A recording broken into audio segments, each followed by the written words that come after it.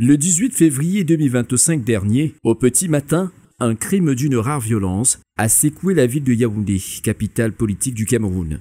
Le corps sans vie de Amadou Moussa a été retrouvé en face du collège Pétou-Ekié. Ce drame, qui résulte d'un lynchage orchestré par une centaine de mototaximans, révèle les dangers de la justice populaire et la nécessité d'une meilleure régulation de cette profession au Cameroun.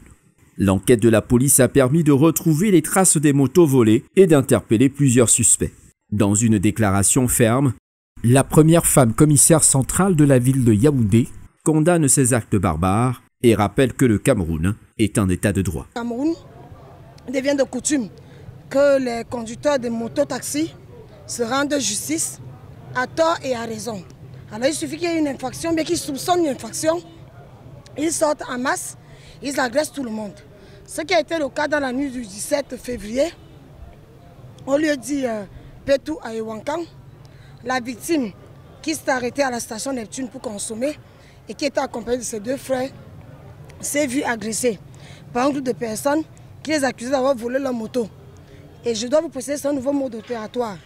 Des malfrats qui se font passer pour des victimes d'un vol parce que justement pendant que leurs collègues qui ne réfléchissent jamais vont tabasser les personnes ainsi désignées, eux ils vont profiter de ce fait pour voler les bonnes motos et s'en aller. Le phénomène de la vindicte populaire devient assez grave. Et il y a même des innocents qui subissent ce phénomène. Nous sommes dans un état de droit. Personne ne saurait se lever et se rendre justice. Si on est victime d'une infraction, on devra saisir les administrations compétentes pour qu'on vous rende justice. Et même si on soupçonne une quelconque infraction, on ne peut pas se lever un beau matin et se rendre justice. Mais vous voyez comment les mototaximans fonctionnent en milice. On a l'impression qu'on a affaire à une série de malfrats. Et surtout que la plupart d'entre eux ne sont pas identifiés. Nous ne connaissons même pas leurs origines. Vous voyez, dès qu'il y a un accident qui survient, ils ne cherchent pas à savoir quelle est la raison de l'accident. Ils encerclent la voiture concernée. Ils commencent à molester tout le monde. On ne peut plus continuer à laisser cela se passer. Elle dénonce également les comportements anarchiques des mototaximans lors des accidents de circulation ou des cortèges funèbres. Elle invite la population à collaborer avec les forces de maintien de l'ordre pour garantir la paix et la sécurité.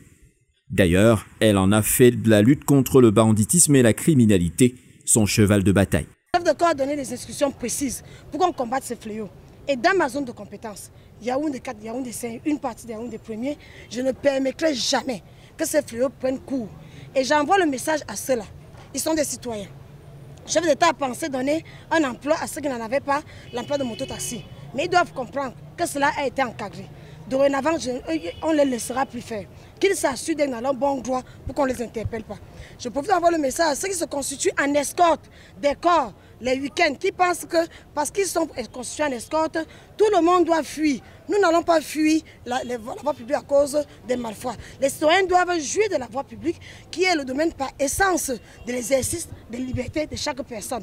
Et cette voie publique appartient à tout le monde. L'État promet des mesures strictes contre les fauteurs de troubles.